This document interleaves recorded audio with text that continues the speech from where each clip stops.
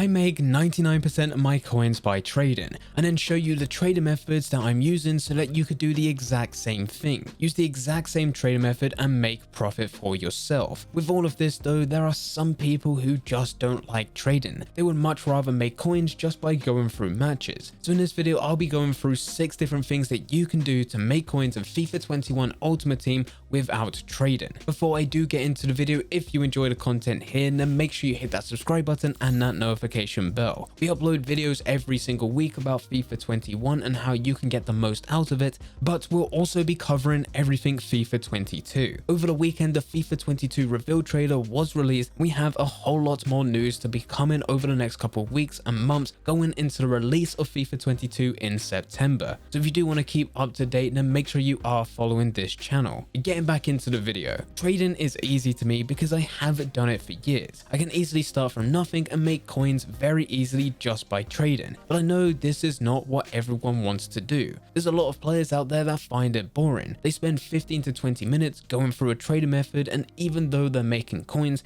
they would much rather do anything else than trade. Some will actually spend 15-20 minutes trading but are unfortunate enough to not find a single deal, so they end up becoming bored and also frustrated. Instead of trading, you can actually spend time working in other areas, which will guarantee you coins at the end. It's likely that you'll be making less coins compared to trading unless you're extremely lucky, but at least you know there's always a guarantee that you'll be rewarded at the end for your hard work. So firstly, the most obvious one is playing matches. I probably really don't need to talk about this, but it is one of the easiest ways to do it. You can get anywhere between 400 to 900 coins just by going through a match. These matches can be played within squad battles, division rivals, foot champions, foot draft, or foot friendlies, and all of them will give you coins at the end for your hard work, no matter whether or not you win or lose, going anywhere between 400 coins up to 900 coins. And it does take you anywhere between 50 minutes up to 20 minutes for you to go through all of this, as that's the length of these matches, with it being slightly longer if you're going to be going into the likes of squad battles, as the timer for that game is slower. But if you're going into online matches, they're a lot quicker and you get a much higher reward. But as you will be playing against another player, it's also going to be more challenging. The biggest thing about playing matches within these game modes brings us on to point number 2. These are your rewards. You'll be rewarded for your effort within squad battles, division rivals, foot champions, and foot draft. And the rewards are based on how much time and effort and your skill level that you put within each game mode. The more games you play, the more wins you get, the higher the reward will be at the end. With squad battles, division rivals, and foot champions giving you rewards every single week, but foot draft giving you rewards immediately after finishing. If you play your first game and lose it, you will be rewarded. Whereas if you went through every single round, winning every game and actually completing all 4 games as you are the winner, you will be rewarded right at the end of it. One thing that I really like to do is merge the matches and rewards together. I actually spent some time over the past couple of weeks away from trading just to play matches. I built a team during the week and then went through division rivals, foot champions, and squad battles. At the end of the week, I managed to make a lot of coins by playing the matches themselves, plus I had a lot of rewards that I had within my club. Once I claimed everything, I then sold the team on to buy a completely different team, and went through this whole routine again. And then meant that I was able to make profit from playing matches, as I was getting 400 to 900 coins per match. I was then also able to get my rewards, which gave me a lot of players to store into my club, with some of those players even being sold on for a very good amount of profit. And then I also sold on my team, and because of the way that I bought my team by bidding on each player individually, lower than the lowest buy now, I was then able to sell all of those players on for profit. It was a win-win-win situation by going through this. And I have broken this down before in a completely separate video, so if you do want to see that, there will be a link in the description down below, as well as there'll be a card on screen right now which you can click and it'll take you directly to that video. Moving on to point number 3, we have your objectives. This is where you can get your events, your season progress, your objectives, your milestones, and your foundation. Each of these categories are then broken down into a number of other challenges which you can complete, either being something that you'll need to finish every single day, such as your daily objectives, or something that can last a lot longer through a certain promo. Going through all of this will give you a number of different coins, packs, and other types of items that you can use. One thing that I always enjoy looking forward to is the coin bonuses that you can get. These will then benefit you when you are playing through your matches, and it will take what was originally you making 400 to 900 coins per match to it being something a lot bigger. A lot of this stuff can be finished naturally. Sometimes you don't even need to look at your objectives for you to be able to go through them. Sometimes, especially if you have only just started FIFA, you could just change a few players' positions and you will be able to finish one of the objectives, which then gives you a reward. Packs is also another very big thing under objectives, as you will be going through your season progress. The packs that you get are untradeable, but because they are untradeable, it always feels like the untradeable packs give you something slightly better than the ones that are tradable. Even if they are the exact same pack with the exact same amount of players and the exact same amount of rares, giving you the exact same percentage in opportunity for you to get someone above a certain rating. Untradeable always seems slightly better. If you can get a good player from this, even though it's not something that you can sell on, it is something that you can have within your club and you will be able to use within your team. And if you ever build a team around that specific player, you don't actually need to buy the player. As well as that player, if you don't use them, can be used on the next point, because you can be going through SBCs. There are loads of different SBCs that you should be looking at when starting this game. As soon as you get coins into your account, you want to look at the League and Nation Hybrid, the Hybrid Nation and the Hybrid Leagues SBCs.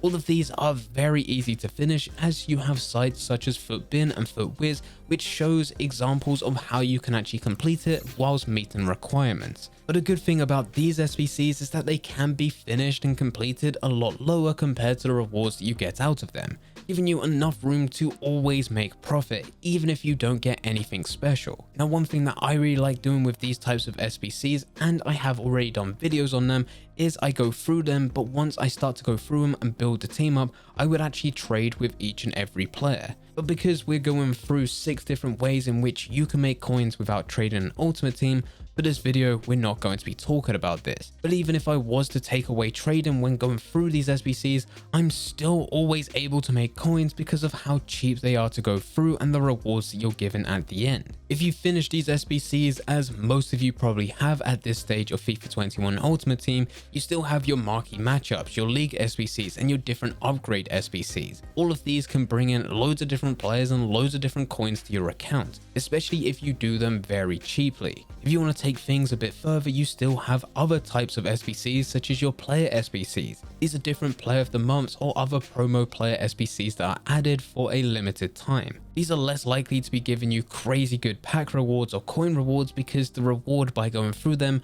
is you being able to get the player that's on the front. But even some of these players can end up being very good, because you get an insane overpowered player into your club that you can always use. Plus, with a lot of them, you still get your pack rewards for completing the individual SBC. And some of those packs can be given coins straight into your account again. But the biggest thing is that you do have a player that you can now use. So hopefully that one player, or as you build up more and more of these SBCs over time, you can have a full starting 11 of these overpowered players. Hopefully they'll be able to help you win more matches, which gives you more coins, which gives you even bigger rewards. Moving on to point number 5, we have the preview packs. This is the new meta of Ultimate Team. EA changed the way that packs work, where you no longer need to pay up front for you to see what's in the pack. Now you can actually see what's in the pack and then decide whether or not you want to buy it. There are limitations to this. Unfortunately, you can't do this with every single pack. You can't go through 10-20 different 7.5k packs and see what you're able to get,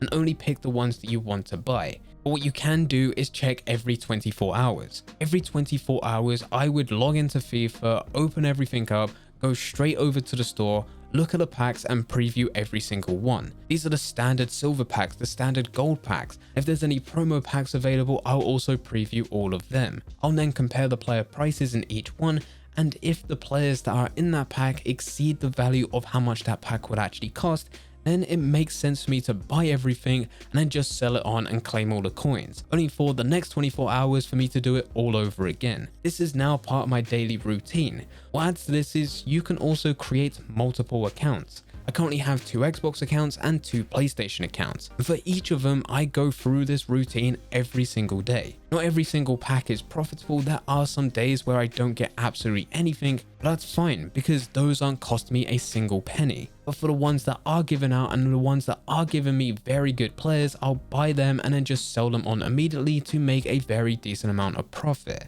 And then the last thing to talk about, point number 6 for this video, is of course the bronze pack method. The bronze pack method is very simple. Just go over to the store, go over to bronze packs, find the 400 coin pack and just buy it. Just like the previous point, now you don't have to put your coins up front to buy it, but it doesn't make any difference. You'll preview the pack, but no matter what's in there, you'll just buy it and then store everything to your club that doesn't sell and list everything that does sell onto the transfer market. For the items that do sell, hopefully they'll cover the cost of the pack itself, and then you'll also have all the players that store to your club, which can then be used for SBCs. You'll then go through 20, 30, 40 different bronze packs, maybe if you've got the time push to 100, 200, 300, and you'll just keep on going. You sell the items that do sell and you store everything else to your club, giving you an infinite supply of players that you can use for absolutely anything whilst also still remaining profitable so that you can carry on doing it. It's one of the easiest ways to make coins in Ultimate Team and it's always reliable. You could do this every single day. Anyway guys, those are 6 different ways in which you can easily make coins in FIFA 21 Ultimate Team without you needing to trade. If you do have any questions, then feel free to leave them in the comment section down below. Anyway, I hope you guys did enjoy. If you did enjoy, don't forget to leave a like and subscribe. But for now, I'm going to see ya.